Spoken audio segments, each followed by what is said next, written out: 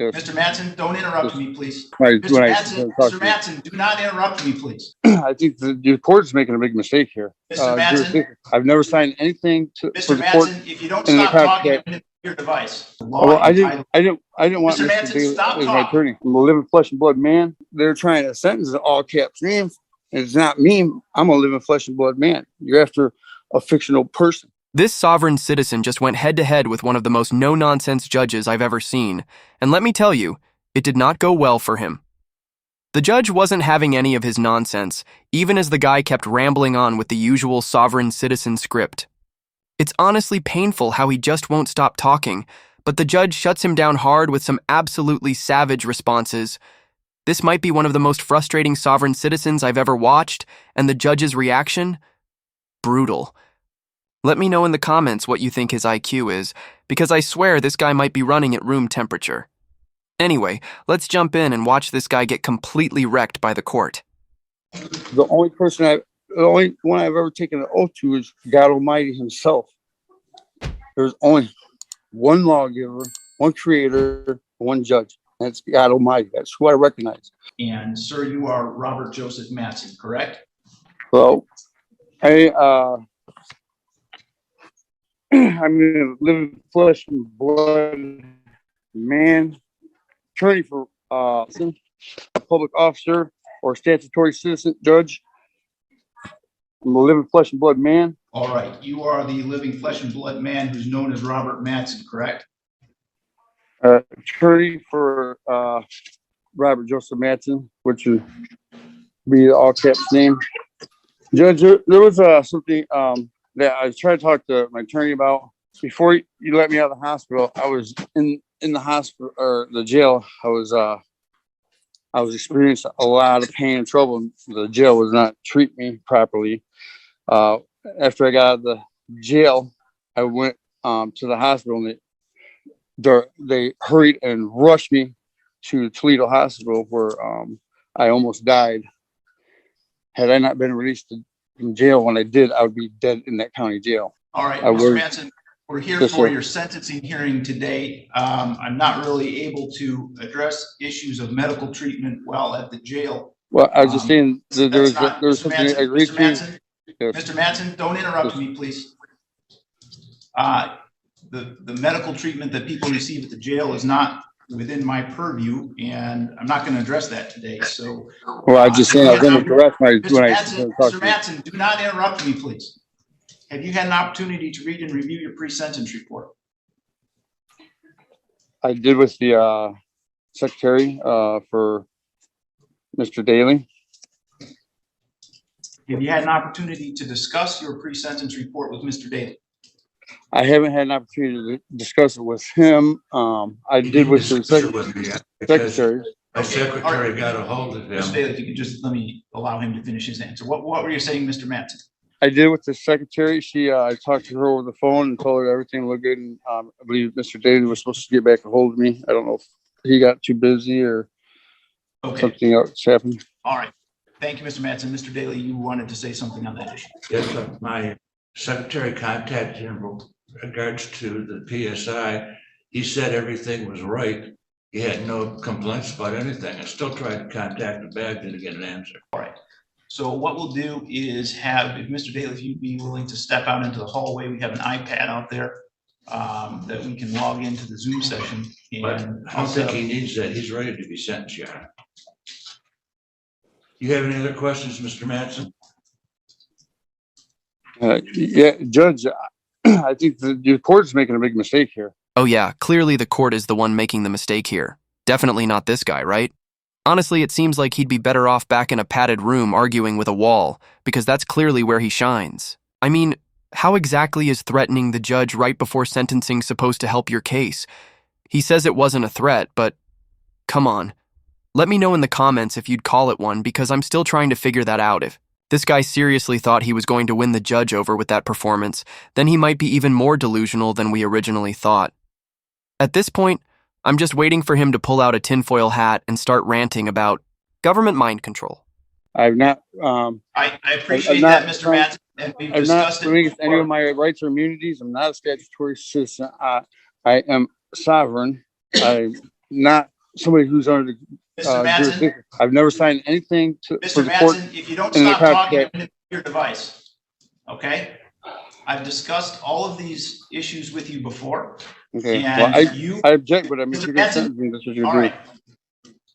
I've muted Mr. Mattson's device because he won't stop interrupting me. Mr. Mattson, what I'm trying to tell you is that we have discussed these issues before. You've raised those issues. I've ruled against those issues. And ultimately, you pled guilty of your own choice to the controlled substance possession of narcotic less than 25 grams. And so I'm going to sentence you on that charge today.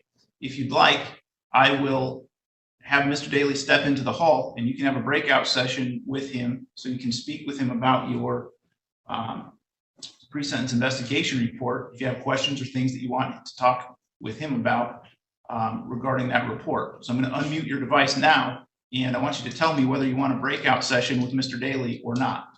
Hello? Yes, we can hear you now. Do you want a breakout session with Mr. Daly? Well, I've tried to talk to Mr. Daly before, I mean, Mr. about this. Mattson, And, answer my question. Do you Yes, want sir. a breakout session with Mr. Daly or not? Your Honor, you're going to do what you're going to do. I mean, I've tried to talk to the courts and reason with the courts. I mean, if you're going to sentence me today, then I just file for an appeal. I'm an objection to anything that happens today. I was under duress when I took the plea due to my life was at stake.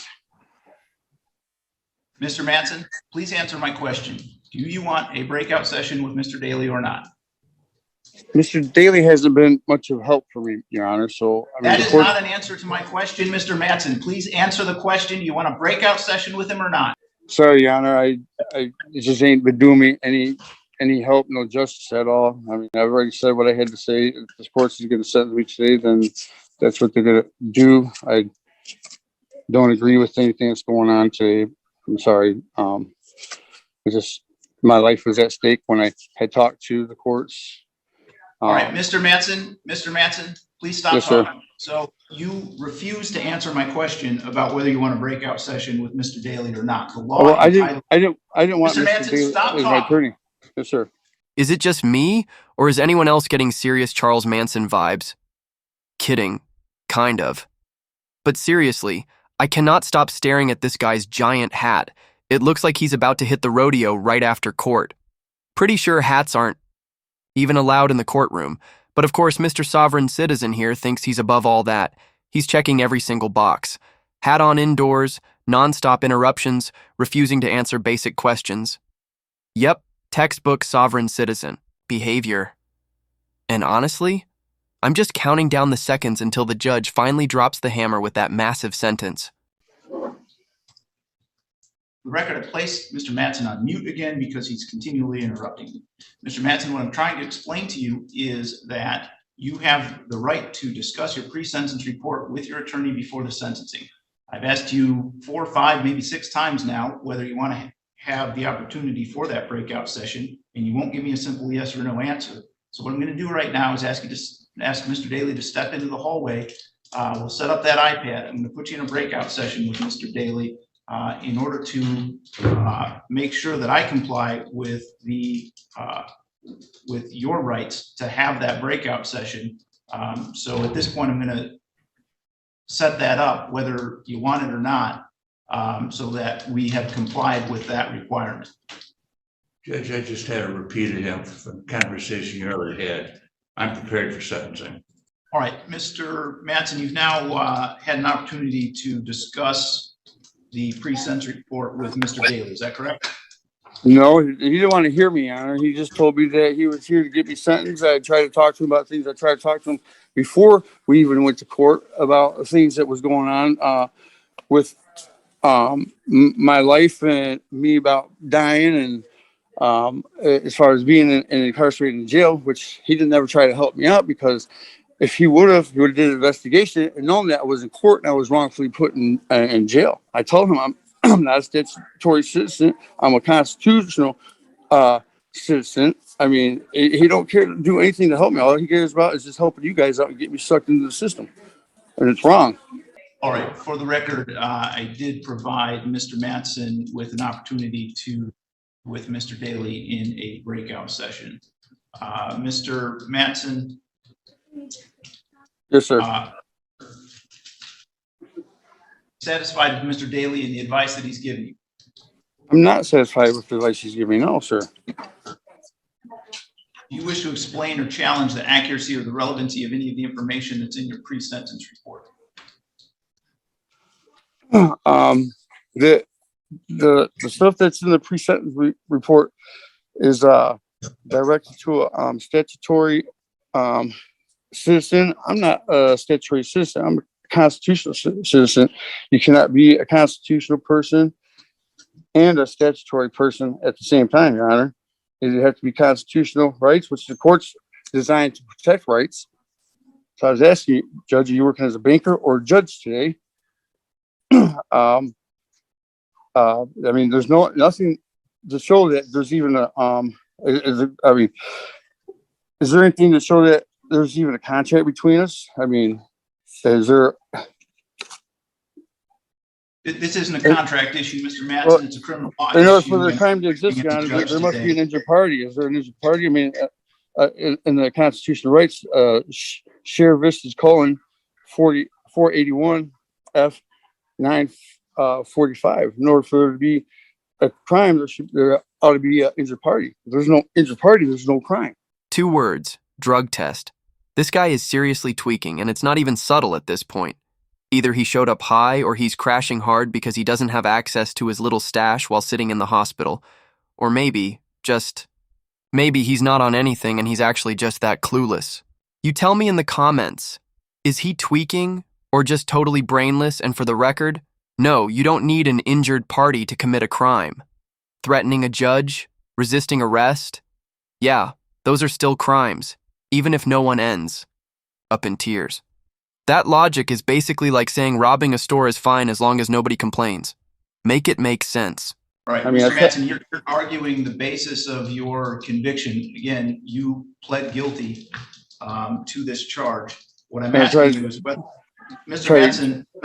Mattson, what I'm asking you is whether you'd wish to explain or challenge the accuracy or the relevancy of any of the information that is in your pre-sentence report. So is any of that information inaccurate?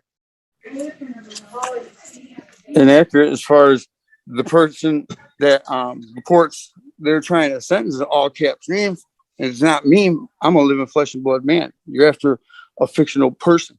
All right. So with respect to that argument, what the court will say is that I will leave the information that is in the pre-sentence report and deny what seems to be some kind of a request to modify the pre-sentence report based on an argument that doesn't state any cognizable legal theory about a difference between Mr. Mattson as a human being and Mr. Mattson as something else. So the pre-sentence report will stand. Well, Your Honor, you never even explained to me what the jurisdiction was. I tried from the beginning that Mr. Mattson, all right. Of the court is. I'm going to mute Mr. Mattson again because he continues to interrupt me with a line of argument that I don't even know what to say about it. It just is, it's not a legal argument at all. It is some kind of fanciful belief that there's a difference between Mr. Mattson, the human being, and Mr. Mattson as some other entity, which is not recognized by the law, and I'm not going to entertain it any further. The probation officers calculated the minimum sentencing guidelines in this case to be from 0 to 9 months. Do you agree with that computation of guidelines, Mr. Daly? I do. Thank you. Before the court passes sentence, Mr. Daly, is there anything you'd like to say on behalf of Mr. Mattson? I've had the same conversations with Mr. Mattson the court's had. He's never wanted to talk about this case. He's always wanted to talk about what he perceived are constitutional issues. He pled guilty. He knew what he was doing. I do know that. I'm prepared to complete the sentencing now. You can see it all over his face. This lawyer wants to go home so bad. Imagine being in his shoes right now. Some random crackhead, wannabe Facebook lawyer trying to school you on the law after you spent over 7 years grinding through law. School. I'd be scanning the room for an emergency exit too, not gonna lie. But hey, lucky for Mr. Sovereign Citizen here, the law says his attorney still has to represent him and actually try, even when he's out here acting like a talking YouTube conspiracy video. Honestly, this lawyer deserves a long vacation and probably a good therapist after this case wraps up.